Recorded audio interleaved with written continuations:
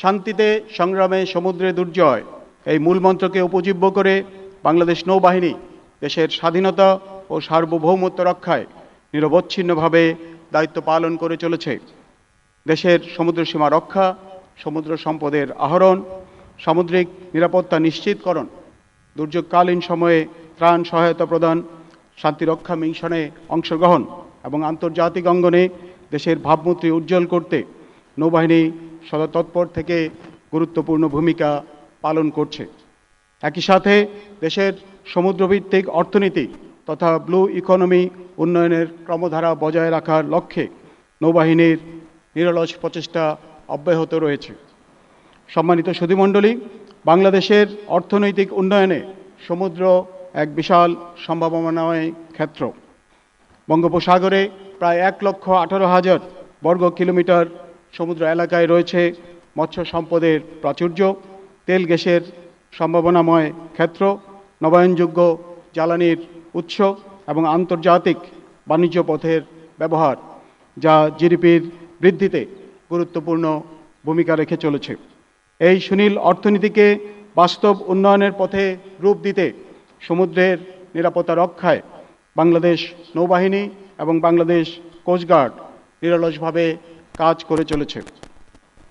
সমুদ্র সম্পদ সংরক্ষণ এবং সকল ধরনের বহিঃশত্রুর আক্রমণ থেকে সমুদ্র সীমা রক্ষার লক্ষ্যে বাংলাদেশ নৌবাহিনীর আধুনিকায়নে বহুমুখী পদক্ষেপ গ্রহণ করা হয়েছে। নৌবহরে উল্লেখযোগ্য সংখ্যক যুদ্ধজাহাজ, হেলিকপ্টার, মেরিটাইম পেট্রোল এয়ারক্রাফট সহ আধুনিক যুদ্ধ সরঞ্জাম ও প্রযুক্তি সংযোজন করা হয়েছে। প্রায় 1 দশক পূর্বে নৌবহরে সংযুক্ত হয়েছে 2টি সাবমেরিন। এই সাবমেরিন সংযোজনের মাধ্যমে আমাদের প্রাণপ্রিয় নৌবাহিনী একটি ত্রিমাত্রিক নৌবাহিনীতে পরিণত হয়েছে। এই ত্রিমাত্রিক নৌবাহিনীর সক্ষমতা বৃদ্ধির অংশ হিসেবে নতুন নৌঘাঁটি, যুদ্ধজাহাজ, আধুনিক যুদ্ধ সরঞ্জাম ও প্রযুক্তি সংযোজনের কার্যক্রম চলমান রয়েছে।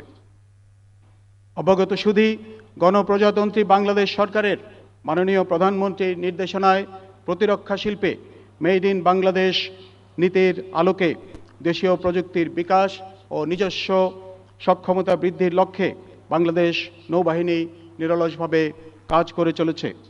এরই অংশ হিসেবে বর্তমানে বাংলাদেশ নৌবাহিনীর তত্ত্বাবধানে পরিচালিত 3টি শিপইয়ার্ডে বিভিন্ন প্রকার যুদ্ধজাহাজ নির্মাণের কার্যক্রম চলমান রয়েছে।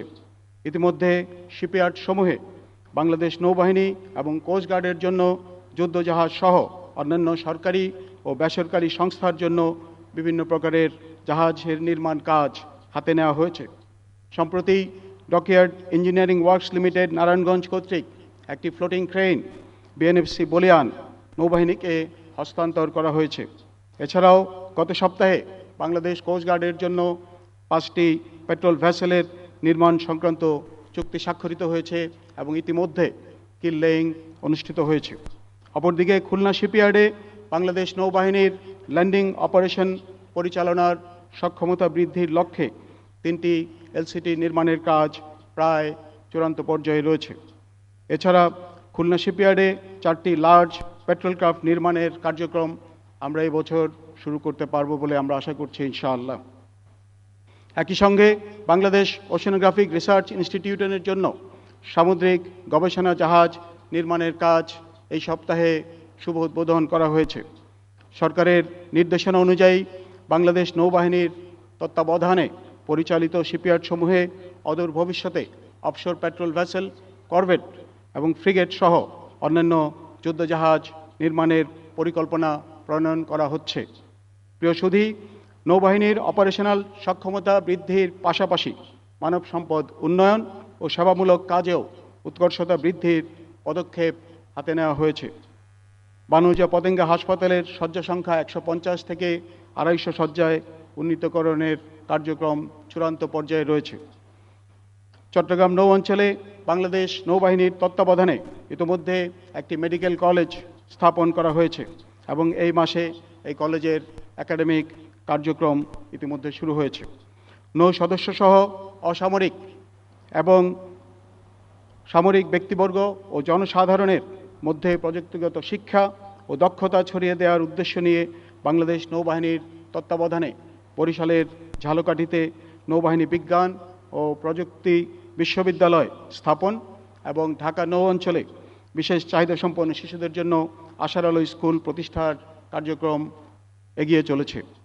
সুধীবৃন্দ, আপনারা জানেন 2024 সালের জুলাই মাস হতে দীর্ঘ প্রায় 2 বছর বাংলাদেশ নৌবাহিনী ইন এইড টু সিভিল পাওয়ারের আওতায় অসামরিক প্রশাসনকে সহায়তা প্রদান করেছে এবং আইন শৃঙ্খলা রক্ষায় নিয়োজিত ছিল।